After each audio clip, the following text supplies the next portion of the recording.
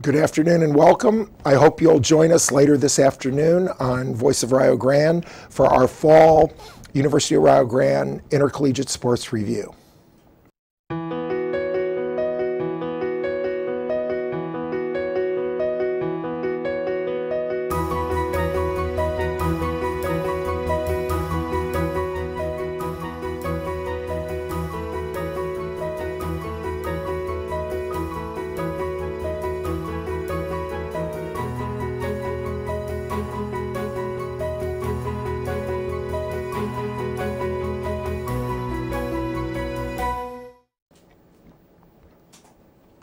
Good afternoon and welcome. I'm Richard Sachs, Provost and Vice President for Academic Affairs at the University of Rio Grande and Rio Grande Community College in beautiful southeastern Ohio.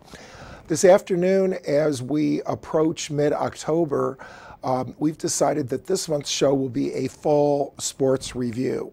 Here at Rio Grande, we have 7 intercollegiate men's sports, 7 intercollegiate women's sports, and 1 coeducational sport, cheer.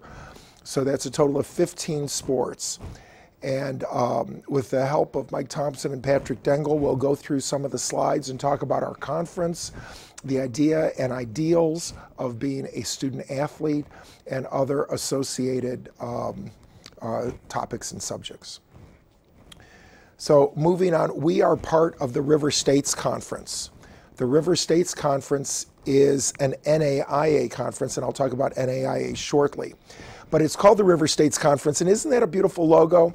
You can see the green riversides on both sides. You can see the river, which is in fact the river that is formed by the Monongahela and the Allegheny River meeting in downtown Pittsburgh and becoming the Ohio River. So the River States Conference, the river being referred to, is in fact the Ohio River. And we have 13 different colleges in 5 different states: Pennsylvania, West Virginia, Ohio, Indiana, and Kentucky.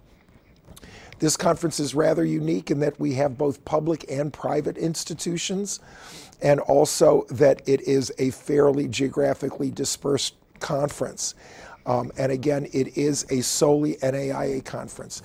Of the 13 teams, let me speak briefly, and those of you listening at home, we've got a little family game for you. I will name each of the 13 teams. I will pause for a few seconds, and I'll see if you know their nickname. So going alphabetically, the 13 colleges in the River States Conference. First of all, Alice Lloyd College, founded in 1923 in Pippa Passes, Kentucky. And the Alice Lloyd College nickname for their sports teams is the Eagles. Moving on to Asbury University, located in Wilmore, Kentucky, founded in 1890. The Asbury University sports teams are known as the Eagles. That's not a mistake. They are both Eagles. And I've seen Alice Lloyd play Rio. I've seen Asbury play Rio. I have never seen Alice Lloyd play Asbury. But if people are cheering on the Eagles, I guess it's possible they wouldn't know who that is. That reminds me, do I have time? I think I do have time for a sidebar here. 1980, I'm a prep school teacher at the Fessenden School in West Newton, Mass. Generally in football, you wear your colors at home and you wear white on the road. That's standard in high schools and colleges and pros until the pros started to have multiple kinds of uniforms. At Fessenden, we had red jerseys, and we did not have a second pair. And I was a young teacher. I was like 23 or 24 then, and I had an elderly athletic director who had Fessenden play against Fay's school, and Fay, since Fay was at home in Marlborough, Mass, and I was driving the boys from West Newton, Mass, so we come in our red jerseys, but we were away. We should have had white jerseys, and Fay's jerseys were a slightly different shade of red. And so I just wanted to play the game. The other coach insisted on not doing it, and they went back into their locker room. They had a second set of jerseys and came back out. So that, I just thought about that. You know, you can't have 2 red teams playing each other in football, and I'm not sure what happens with 2 teams that are named the Eagles. On to Brescia University. We're going alphabetically. That's in Owensboro, Kentucky, founded in 1950, and their nickname is the Bearcats. Carlow University in downtown Pittsburgh, founded in 1929. Their nickname is the Celtics. And I assume it's Celtics like the Boston Celtics, not the Celtics. It is spelled with a C. Cincinnati Christian University, who will be playing this weekend in soccer, also in Cincinnati, founded in 1924. Cincinnati Christian U is, louder, I can't hear you. The Eagles, yes, I kid you not. And now we get on to some public schools. This is very rare, and this is unique in my experience, to have public and private colleges in the same athletics conference at the college level. However, Indiana University East is, as its name would suggest, a branch campus of Indiana University. Indiana University East is located in Richmond, Indiana, on the old National Road, US 40, now Interstate 70 going through there. And the Indiana University East athletic teams are the Red Wolves. We also have two other Indiana U branch campuses. We have Indiana University Kokomo, located, interestingly enough, in Kokomo, Indiana, and founded in 1932, and their nickname is the Cougars. Indiana University Southeast, very close to Cincinnati, in New Albany, Indiana, founded in 1941. Their nickname is the Grenadiers. Mike, help me. You're a military veteran. A grenadier is somebody who throws grenades. Is that right? Wow. I'm not sure if that's a good name for a sports team. I mean, I'm all into the Crusader metaphor, but I'm not sure about lobbing grenades against the people you're playing against unless you're in some kind of military, activity. Midway University is located in Midway, Kentucky, founded in 1847, and their nickname is, I'm not kidding you, everyone in unison, the Eagles, yes. Ohio Christian University is in Circleville, Ohio. I believe their original name was Circleville Bible College, right? And then they became Ohio Christian University. Founded in 1948, their nickname is the Trailblazers. Point Park University, a second college in our conference, also in Pittsburgh, founded in 1960, and Point Park are called the Pioneers. I'm not sure why a school founded in 1960 in Pittsburgh would be called the Pioneers. I'll have to ask them the next time we play. Then, of course, University of Rio Grande, founded in 1876. We are called the Red Storm, although I have been verbally attacked multiple times in the community over the years because we used to be the Red Men, right? And I've had elderly people grab my collar and say, why aren't we still the Red Men? Stop being so politically correct.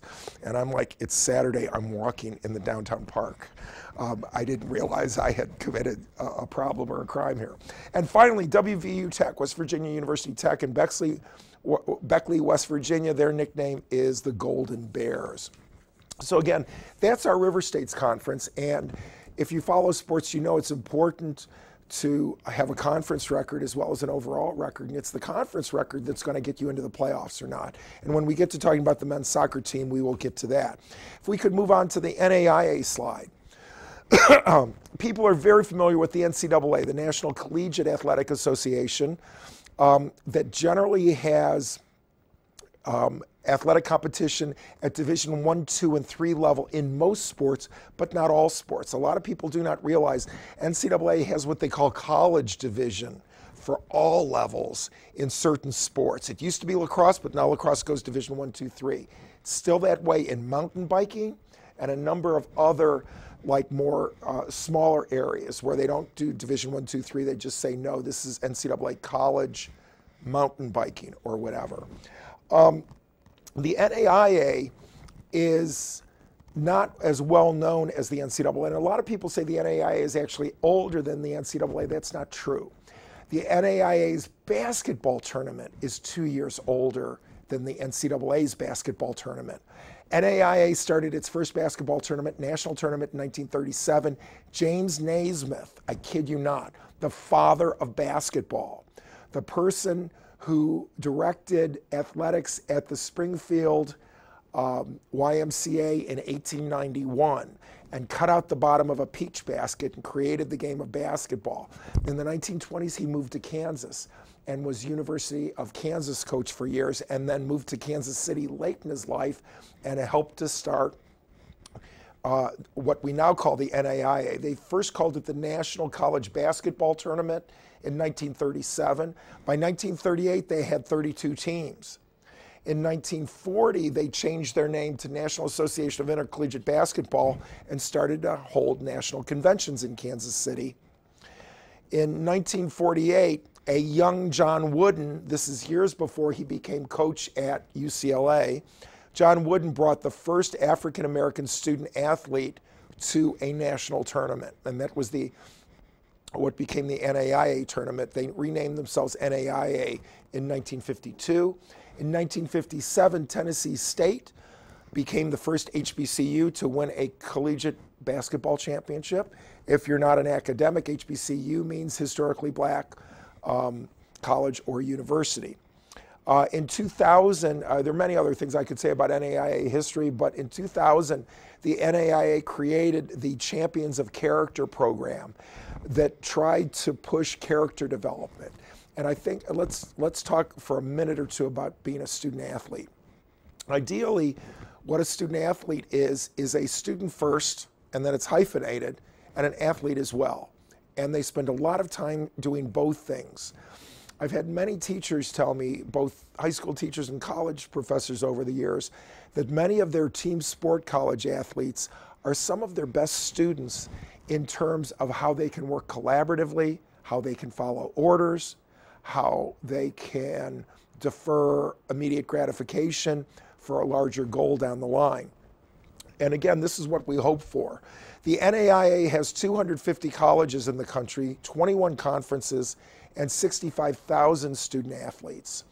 And so again, at Rio Grande, we are part of the River States Conference, which is an accredited NAIA conference. That means that at least one team from our conference will go to the national championship in every sport. Now keep in mind there's 13 conferences, and most of the sports have either 16 or 32 entrants. So as you can see, some of the at-large, maybe the second or third best team in a conference will also get in.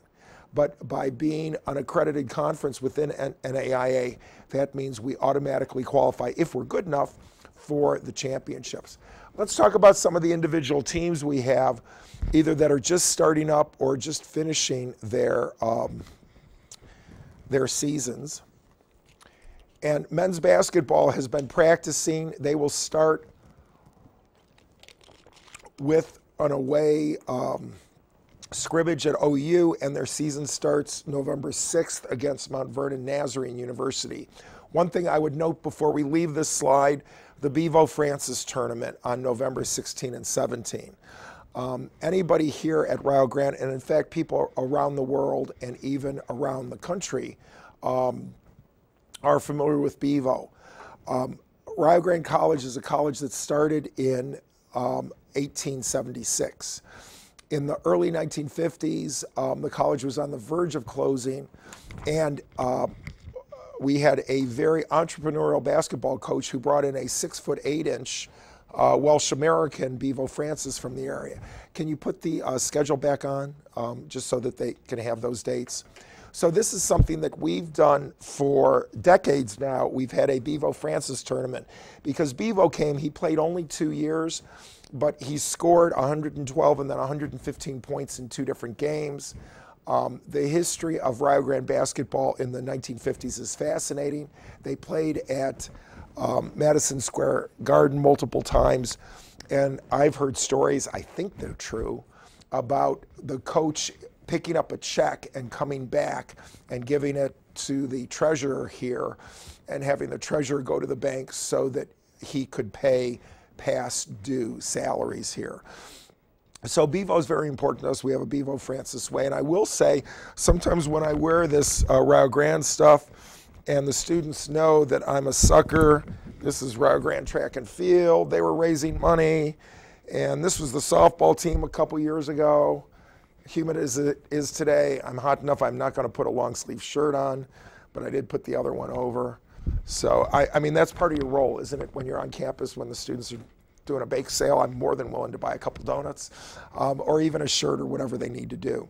So again, we really hope you'll come join us for men's basketball. Let's move on to women's basketball. Dave Smalley is the coach. Dave Smalley is currently in his 26th year. David has won over 500 games. Do the math. That's averaging 20 victories a year. And Coach Smalley recruits some of the best student athletes we have. I have frequently taught his women's basketball players in honors classes that I've taught here. I have circled, yeah, keep it on that. I was at Madonna University for 20 years, and they came here last year, and we beat them. And I'm gonna try to make that my away game. That's Livonia, Michigan. Anybody who meets me there for that game on November 10th at 1 p.m., I'll buy Coney dogs. Are people aware of Coney dogs in Detroit? If you go to Detroit for some reason, the place has like 1,000 Coney dog restaurants. It's crazy. People eat Coney dogs in Detroit like they never did in Coney Island. The women's basketball usually does real well. Like I said, David averages 20 victories a season. We have qualified for the playoffs every year. Last year we qualified for the national. We qualified for our league playoffs. Last year we qualified for the national playoffs and played around. We hope to do just as well or better. And you do notice, and this is an interesting point, we don't pull a lot of students from Hawaii, but we are sending our basketball team there on the 19th and 20th. Again, this is mostly funded with private donations, and whenever we send our basketball teams anywhere beyond our regular areas, we do what we can to make certain that we share Madonna University, Madonna University we're playing against, University of Rio Grande information with them. Let's move on. We've got some new sports here. We've got men's bowling, which is coached by Brett Little, and this is just a second-year sport. We've got, in addition to men's bowling, Brett Little is also coaching women's bowling. And as you can see, sometimes they have to go a little bit further afield. Bowling generally occurs over 2 days. And believe it or not, it occurs in bowling alleys, which means that it's not on the college campus. Of the 615 school districts in Ohio, Jeff Lanham, our wonderful athletic director here, convinced me and the board we should start bowling when he told us how many of the school districts have competitive bowling. I would have guessed 50 or 80. He said almost exactly half. It was 310 out of 615. And he said of those 310, 220 were I-70 or further south. So again, that seemed like a strong argument, and we do have both men and women's bowling on campus now. Moving on to the cross-country team. Bob Willie, when I first came here, and I'm sorry that this doesn't have the full schedule, this just has the meets remaining. Bob Willie actually graduated from here in 1978. However, the catalog was incorrect when I came, and it said Coach Bob Willie, BA, Rio Grande College, 197. And I said, Bob, you always talk about how old you are, but I don't believe that you're 1,760 years old. But Bob knows everyone in cross country in the state, and I will say, as many of you know, I try to make all the home athletic events I can, but I also try to make at least one away athletic event from each team. And for cross country men's and women's, it was September 29th.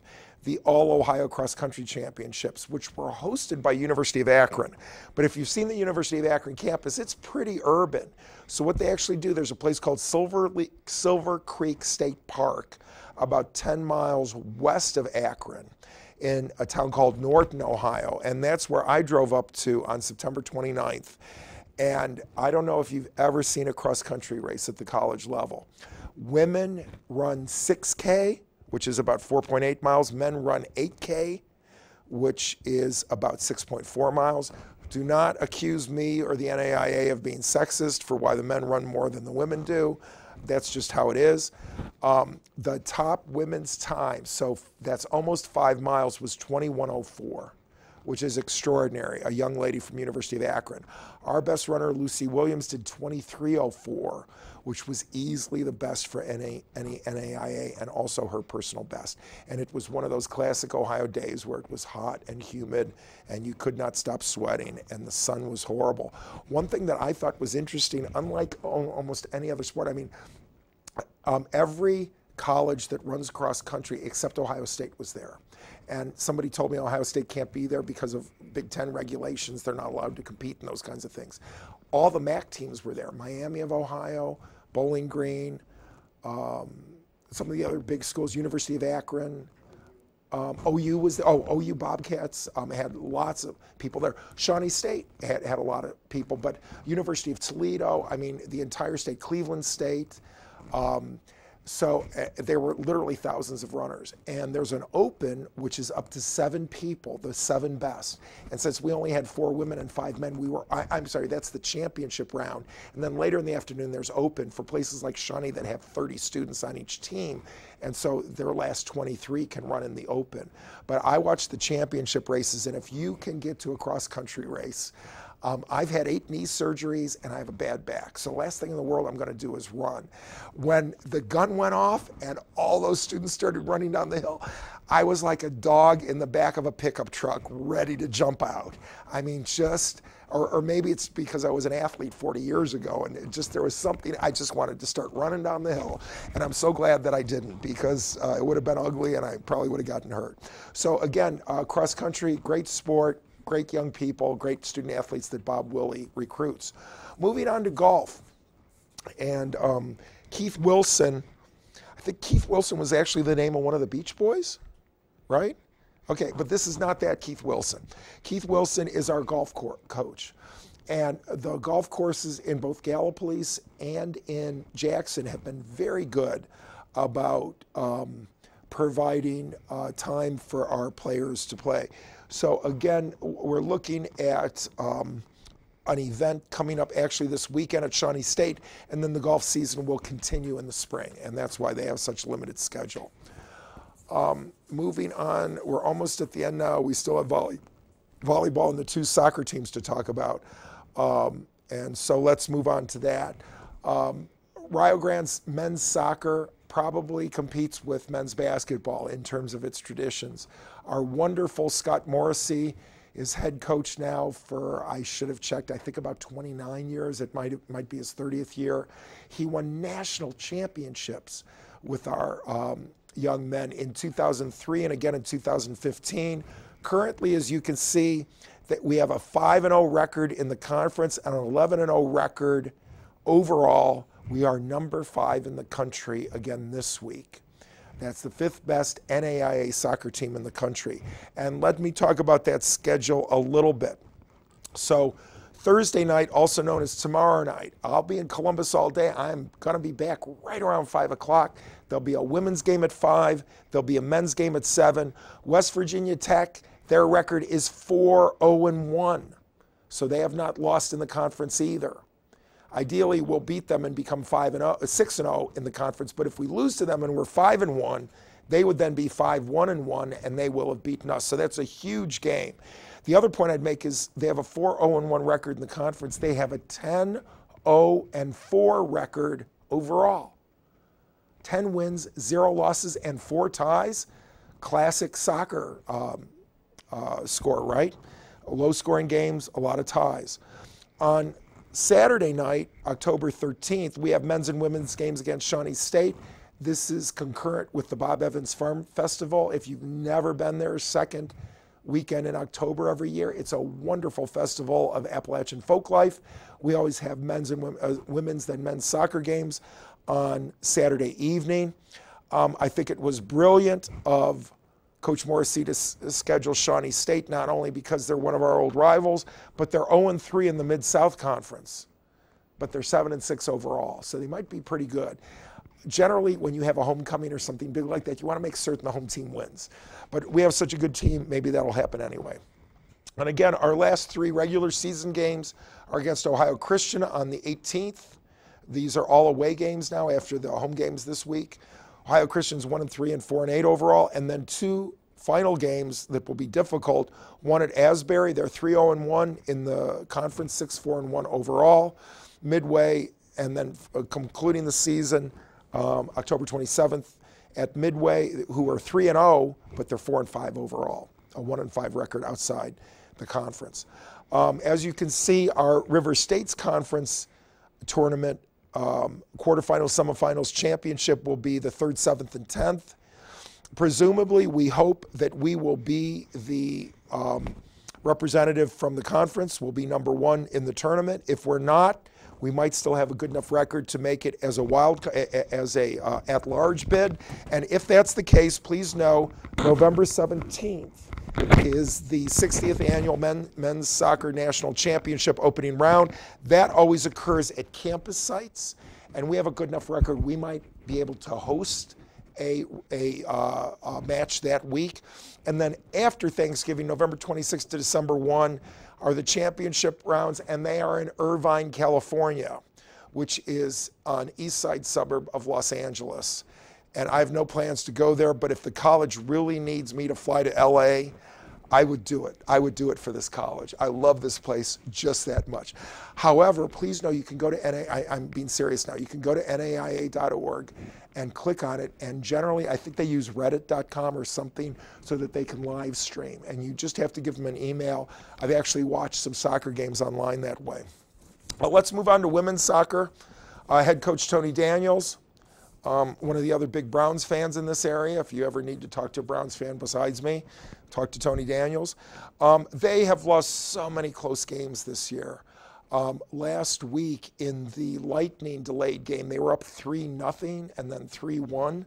And then Lightning delayed it, and I thought, I'm not going to sit around here in the rain. And I went home, and they lost 4-3 in overtime. So they've had a lot of real tight games like that. But he's got some good young student athletes. Again, a 2-3 River States record and 4-7-1 overall. They'll be playing this Thursday and Saturday night as well. And finally, women's basketball with head coach Belina Donaldson. And they've got a lot of freshmen and sophomores on this team, and right now they have a 2-6 record and a 6-15 overall record. Keep in mind, if you're a Rio Grande student, staff, or alumni, you are invited to games for free. It's only the conference or tournament games that you'd have to pay for. So I hope you've liked this brief fall sports wrap-up as well as a winter sports preview. Please come visit us. There's always room for more to watch the outdoor soccer games, the inside basketball and volleyball games. Okay? Thanks very much for tuning in. See you next month.